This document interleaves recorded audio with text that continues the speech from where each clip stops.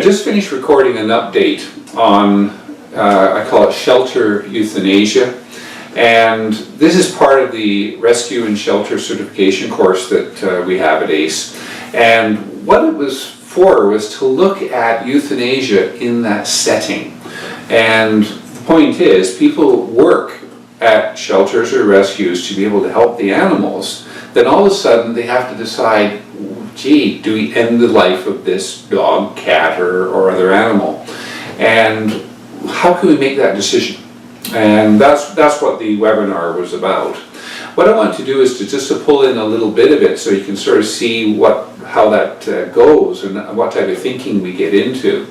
The reason for euthanasia is broken down into, I call it, two categories. One is medical and the other one is behavioral. And medical-wise, very simply, if we've got a dog that's in horrible shape, as in they're going to die, in other words, they've got a disease that is causing them to get really sick and ill, and there's no way to cure it. They've got cancer, kidney failure, or they've been traumatized. They've been hit by a car and they have 2 broken legs, and they're paralyzed and because they have a broken back. In those decisions, it's easy. And that is, we can just look at them and say, hey, these guys are not going to get better and they're currently suffering. And that's where a veterinarian will be able to have the say here. And that is, they'll be able to tell you that, gee, this dog's in a lot of pain, this cat's really suffering, and hey, it's time to quit. And that's what I call critical distress. The other side is, we can have situations in the medical realm where it's not as clear cut. And the example I did in the webinar for the course is, we talked about a large dog that has a ruptured cruciate ligament. And in some cases you'll find, this is the problem, you'll find some veterinarians that say, hey, it's a ruptured cruciate, it needs surgery, and that's the only way they're going to get better and resolve the discomfort, the pain. The flip side is, you get some veterinarians that say, no, this will resolve with anti-inflammatories, keeping the weight down, and relative rest, as in no stupid crazy running and just off a leash to go pee and poo. And when you look at the research, the success with the two is only about 6% difference. And it was like 75 for surgery, as in 75% doing pretty good, versus non-surgery, 69% did pretty good. Wow. So that's where you get the difference in opinion between veterinarians. And that's when you run into the problems. Which one do you believe? Which one do you, listen to?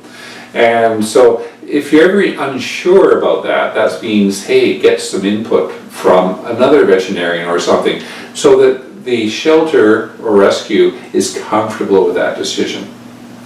Now the other side is, you can have behavior as a problem.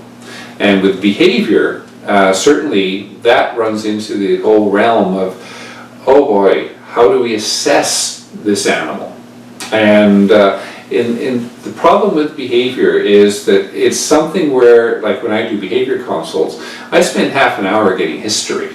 And that is, when did, for example, a dog that's biting, it's aggressive or something, when did it occur? What are the circumstances? Who was it? What else was happening at the time? And you can't do it as a snapshot, because I get calls from I got a call from one shelter, and they said, we've had a dog that just bit somebody, what should we do? And it's like, I need to spend half an hour asking you questions now, and you need to know the answers. That's the key. You need to know what all the situation was. And so in some cases, you'll find that a biting incident or something like that happened in the first few days of the dog being there, so it was brand new, kid on the block, with all those changes going on in terms of new dogs around, new smells, different food, in a kennel, up all night, can't sleep, and they're grumpy. And then you get people touching them and such, and they're not used to that, say. That's when we run into the problem and you see the reaction. And so the key with behavior, and I've got to go right to the end now, is that when you're trying to assess behavior, get someone who is qualified, who is able to take the time, and review the situation properly so that you can sort of get an idea on what's happened and therefore where are we going. So in that case, you're dealing with the behaviorist. We're not dealing with trainers as such because they don't know about the behavior, and that is the triggers for behavior and then how to resolve them. And also veterinarians are great at the medical side, but very few of them have even gotten any behavior training. And certainly in my earlier years when people asked me, hey, I've got a dog that bit a kid, what should I do? My response was really, really limited. And so make sure you get some good advice on that. And that goes right through the entire topic of euthanasia. When you're deciding on a euthanasia, number one, look at any policy that the shelter or rescue has on the topic, and then get the facts from veterinarians, behaviorists, or whatever, so that you can make an informed decision rather than a rush one. And that way, the people involved will be much more comfortable with going that route, knowing that the proper information is being used to make the decision. Okay? So keep that in mind, and keep working in the shelters and rescues. We need you guys.